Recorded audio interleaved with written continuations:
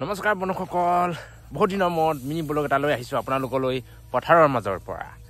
এয়া দেখিছে নহয়, ধান চাবলৈ আহিছোঁ। মানে বৰা ধান ৰোৱা হৈছিলে অকণমান, বৰা ধানখিনি মানে মজি পকি চেপেটা হৈ গ'ল, মানে গমেই নাপাওঁ। এইখিনি ফ্ৰণ্টৰখিনিৰ পৰা চাই যাওঁ।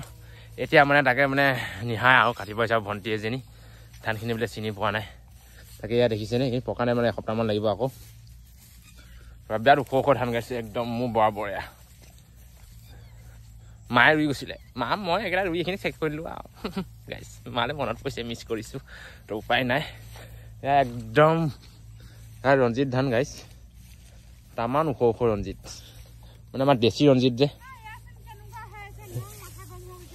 তোৰ মাথা কমালে কি হ'ব, এনেকুৱা কাটিবই লাগিব আকৌ। তো গাইছ দেখিছে নিহা বোলে মাথা গৰম হৈ গৈছে, মানে মজি পেলাই পকি বতাহত গুড়া হৈ গ'লেগৈ, গমেই নাপাওঁ। এয়া বৰা ধান চেপেটা হৈ গ'ল, সেনেকৈ কাট, লাহে লাহে কাটিব লাগিব। এনে মুঠি কাট লাহে লাহে। এয়া শ্ৰীমতী বোলে মাথা গৰম হৈ গ'ল গাইছ, দেখিছে এয়া চেপেটা হৈ গ'ল এইখিনি পৰি পেলাই। কেইটামান কঠীয়া আছিলে তাকে লগাই দিছিলোঁ বৰা ধান, তাকে বৰা ধান এতিয়া খিচিৰ মিচিৰ হৈ গ'লেগৈ। দেখিছে এয়া শ্ৰীমতী ধান কাটিছে। এয়া এইফালেখিনি পকাই নাই, মানে এসপ্তাহমান লাগিব। কেচেলীয়া হৈ আছে বুলি ক'ব লাগিব, কেচেলীয়া হৈ আছে। নমস্কাৰ বন্ধুসকল, সেইদিনাখন কাটি যোৱা বৰা ধানখিনি আজি পানীৰ পৰা মানে উঠাবলৈ আহিছোঁ। মানে পানীত থাকিলে বেয়া হৈ যাবগৈ। এইফালে শ্ৰীমতীও আহিছে। ইয়াত ধান একদম ধাননিৰ মাজে মাজে সৰু সৰু আলি। এতিয়া ইয়াতেই আমি শ্ৰীমতীয়ে মই চুমা খোৱা কৰিব লাগিব পথাৰৰ মাজত।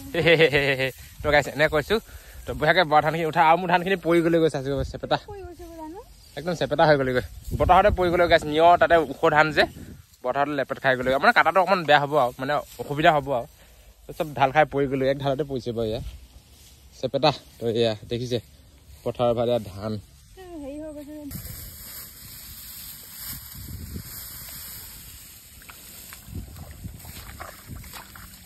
এয়া ছোৱালী বহুত কষ্ট কৰিছে গাইছ, পিঠা খোৱা জোল বাঢ়ি হৈ যাব এতিয়া। বৰা ধানৰ পিঠা খোৱা জোল বাঢ়ি হৈ যাব ছোৱালী। এয়া দেখিছে। নমস্কাৰ বন্ধুসকল, এয়া ধানৰ ভাৰ কান্ধত লৈ লৈ ঠিক দুপৰীয়া গাইছে। এয়া বহুত কষ্ট হ'ব, তাৰপৰা 1 কিলোমিটাৰ বাট কঢ়িয়াব লাগিব। মানে ধানখিনি কেইটামানে হ'ল যে 10 ভাৰমান ওলালে, 10-12 ভাৰমান হ'ব আৰু।